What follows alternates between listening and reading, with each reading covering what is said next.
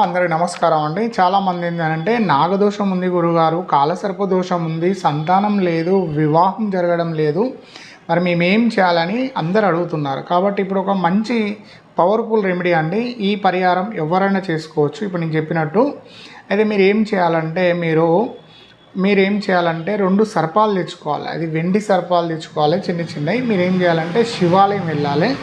అక్కడ మీరేం చేయాలంటే అయ్యగారికి చెప్పి ఆ శివలింగం కాడ పెట్టి మీరు అభిషేకం చేయించుకోవాలి. మీ పేరు, గోత్రాలు, మీ సంకల్పం చెప్పి అభిషేకం చేసుకొని ఆ 2 జంట నాగులను తీసి మీరు ఉండిలో అన్నం పెట్టుకొని వేసేయాలి. గురువుగారు ఉండిలో వేయలేము అనుకునే వాళ్ళు ఏదన్నా సముద్రంకి వెళ్ళి సముద్రంలో వేయచ్చు. అక్కడ ఉండి ఉంటే అభిషేకం చేసిన తర్వాత ఆ 2 సర్పాలను తీసుకొని చేతిలో పెట్టుకొని సంకల్పం చేసుకొని ఉండిలో వేసేయండి. ఇలా మీరు చేయండి. ఎందుకంటే 3 మంత్స్కి ఒకసారి చేయండి. మీరు అనుకున్న పనులన్నీ నెరవేరుతాయి. ధన్యవాదాలు.